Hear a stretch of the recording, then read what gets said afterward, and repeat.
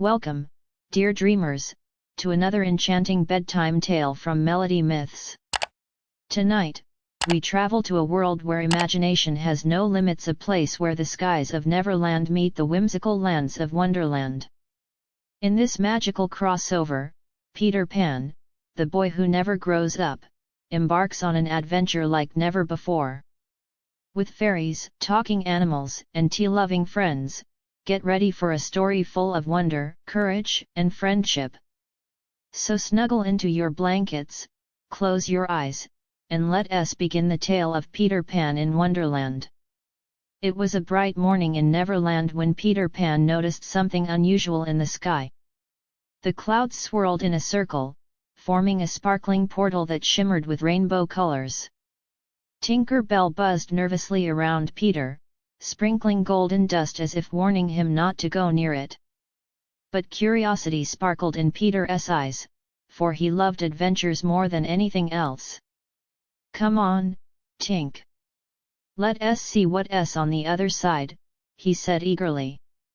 With a flap of his wings and a sprinkle of fairy dust, Peter zoomed straight into the mysterious portal. In a blink, both vanished from Neverland's blue sky into a strange new world.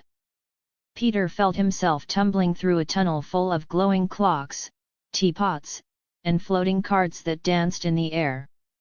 Tinker Bell clung to his shoulder, squeaking in panic as they spun faster and faster. "Whoa! This is even crazier than Captain Hook's flying ship."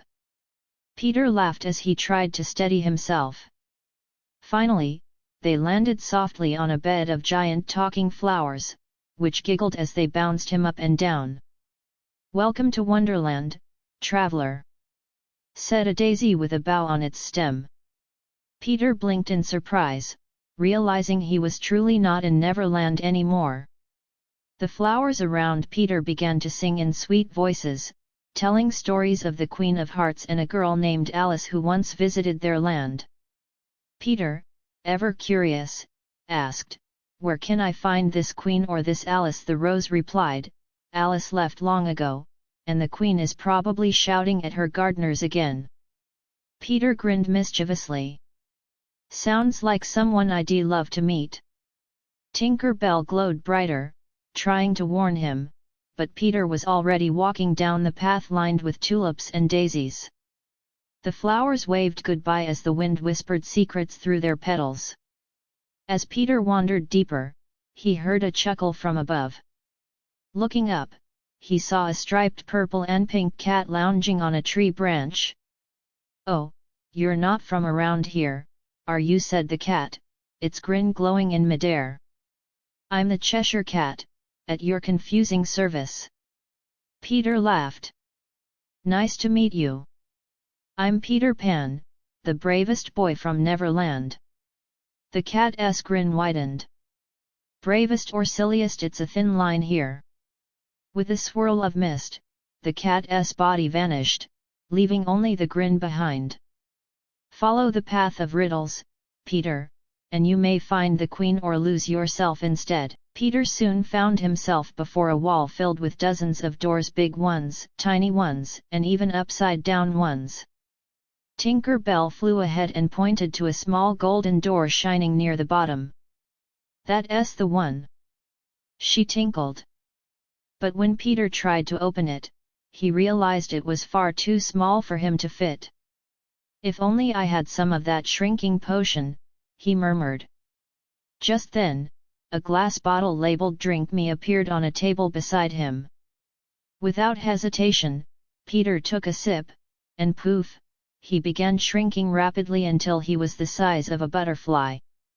Now tiny enough to fit through the golden door, Peter pushed it open and entered a breathtaking garden.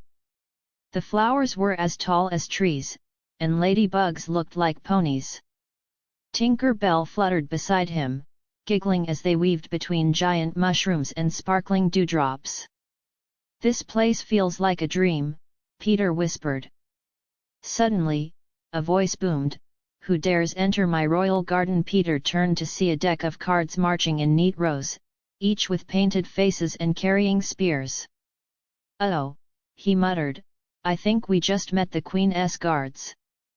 The guards surrounded Peter and Tinker Bell, leading them to a grand courtyard where the Queen of Hearts sat upon a glittering throne. Her crown sparkled, and her red gown flowed like a river of roses. "Who are you, and why are you in my garden?" she demanded. Peter bowed dramatically. "I'm Peter Pan from Neverland, here for an adventure." The Queen raised an eyebrow.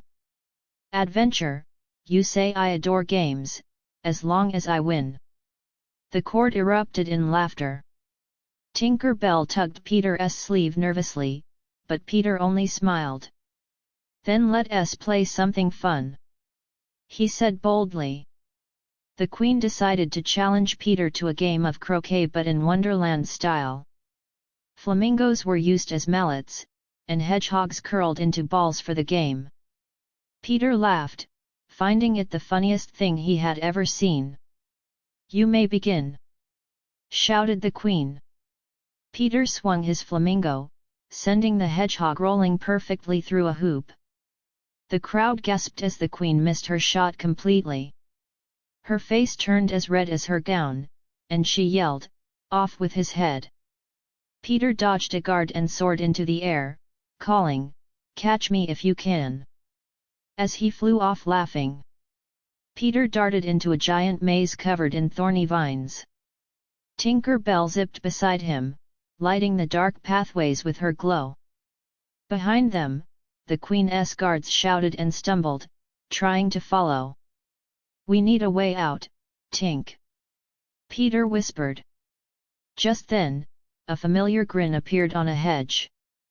"Lost again, are we?" asked the Cheshire Cat. Peter chuckled, "You could say that." With a swish of his tail, the cat pointed toward a hidden tunnel behind a bush. "That way leads to the Mad Hatter's tea party." "It's mad, but safe for now." Peter crawled through the tunnel and found himself at a long table filled with steaming teapots, colorful pastries, and dancing cups. At the head of the table sat the Mad Hatter and the March Hare, singing a cheerful unbirthday song. "Welcome, welcome!" shouted the Hatter. "Join us for some nonsense tea." Peter grinned and sat down, pouring tea into his cup upside down just to fit in. "Wonderful form!" praised the Hatter. The group laughed, clinking teacups and swapping riddles. For the first time since arriving, Peter felt at home in Wonderland's chaos.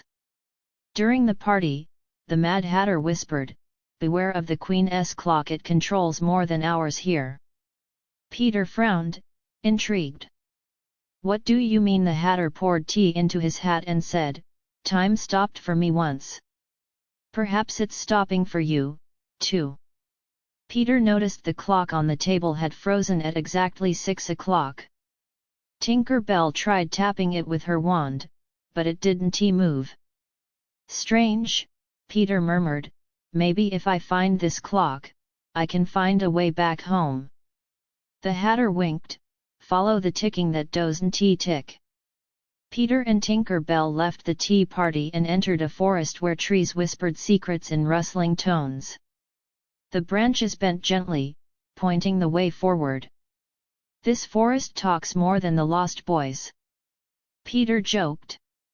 One of the trees replied, "We whisper truths, not jokes, young flyer." The tree warned him of a magical clock guarded by a sleepy creature called the Timekeeper. "He naps inside the tallest mushroom at dawn," it said. Peter thanked the trees and promised to keep their secret safe before flying off toward the glowing mushroom hills. Under a giant mushroom cap, Peter found a snoring creature with fur like silver clouds and a pocket watch clutched in its paw. "That must be the Timekeeper," whispered Tinker Bell. Peter gently poked the creature. "Excuse me, sir, I need that clock." The Timekeeper yawned, blinking slowly. "The clock doesn't belong to anyone, it belongs to Wonderland itself." Peter explained how he needed to return to Neverland before the Queen found him. With a sleepy smile, the Timekeeper handed him a glowing gear. Find the rest of the gears, and time will flow again. Peter and Tinker Bell soared across Wonderland, searching for the remaining gears. One was hidden in a teapot floating above the clouds, another guarded by a playful dodo bird, and the last locked in a crystal cave behind a waterfall. We've got them all! Peter shouted proudly. But as they placed the gears together, the ground began to rumble. Time is waking up, said Tinker Bell nervously. The trees around them started moving in reverse, teacups flew backward, and even the sun seemed to rewind. Wonderland was rewinding itself. Suddenly, the Queen of Hearts appeared with her army of cards, furious as ever. You've broken my time! She roared. Peter stood tall. Maybe time needed fixing, Your Majesty. The Queen pointed her scepter. You'll pay for this. But before her guards could capture him, the timekeeper appeared in a swirl of light. Peace, Queen. Time was meant to move forward, not freeze in fear. The Queen blinked, realizing her world was finally alive again. Flowers bloomed, colors brightened, and laughter echoed once more. The timekeeper thanked Peter for restoring balance to Wonderland. You have the heart of a dreamer, he said kindly. Tinker Bell sparkled brighter than ever, proud of her friend's bravery. The Queen sighed and said, Perhaps I was wrong to stop time. Peter smiled. Everyone makes mistakes, even queens. For the first time, the Queen of Hearts smiled back. She waved her hand, and the golden portal shimmered open in the sky once again. Go, young adventurer, said the timekeeper, before your own world forgets you. Before leaving, the Mad Hatter and March Hare invited Peter and Tinker Bell to a farewell feast. The table stretched across the sky, filled with glowing cakes, musical cups, and giggling spoons. To Peter Pan, the boy who fixed time. They cheered. Peter laughed, raising his teacup high. To Wonderland, where madness is magic. Everyone clapped and sang their joyful unbirthday tune as fireworks made of sugar stars exploded in the air. It was a farewell Peter would never forget. As the portal hummed with golden light, Peter felt a mix of excitement and sadness. I'll miss this place, he admitted softly. Tinker Bell hugged his cheek, her wings glowing warmly. Maybe we'll visit again, she tinkled. The Cheshire Cat appeared one last time, grinning. Remember, Peter, every world has its own kind of wonder. Never lose yours. With a nod, Peter took Tinker Bell's hand and soared through the portal, waving goodbye to his new friends as Wonderland faded into mist. Peter burst out of the portal, landing softly on a cloud above Neverland. The Lost Boys ran out, cheering. Peter's back! They shouted. He laughed, spinning in the air as Tinker Bell showered them with sparkles. You'll never believe where we went.